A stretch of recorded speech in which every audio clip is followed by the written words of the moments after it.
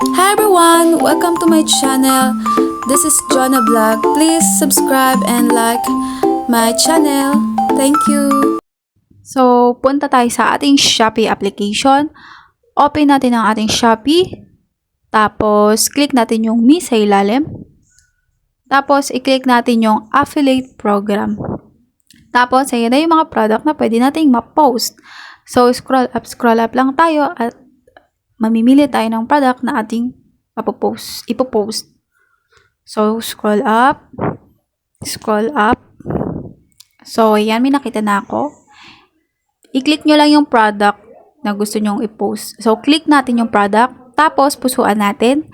Tapos, click nyo yung share to earn na nasa ilalim. And then, click my collection na nasa ilalim again. Tapos, ayan, click save. So, click natin yung save. Tapos, yan, balik na naman tayo. So, nakikita nyo yung image ng Oppo. So, may arrow sa taas. Click natin yan para ma-download yung image. At click natin yung copy info sa baba. So, pagkatapos nyan, punta na tayo sa ating Facebook or kahit kung saan nyo man gusto i-post. So, sa TikTok ba or sa Instagram. O yan.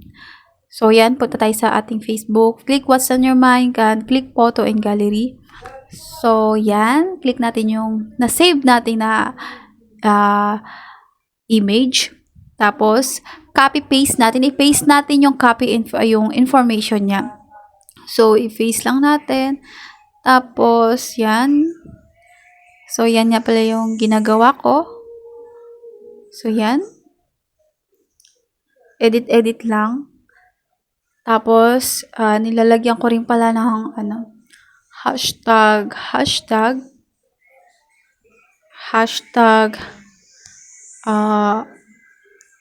yan, Oppo phone, Oppo. Tapos, hashtag for your page. Basta kung anong hashtag, nasa sa inyo na yung kung ano ilalagay yung mga hashtag dyan. Depende na yun sa inyo kung gaano karaming hashtag ang ilalagay nyo. Tapos, pagkatapos nyo palang malagyan ng hashtag, ganyan. So, click natin yung next sa taas. So, pag naklik na natin yung next na yan, mapopost na natin yan. Pwede na natin i-click yung post. I-edit, kung bago nyo pala i-post, check nyo muna ng ayos. Kung may nakalimutan ba kayo.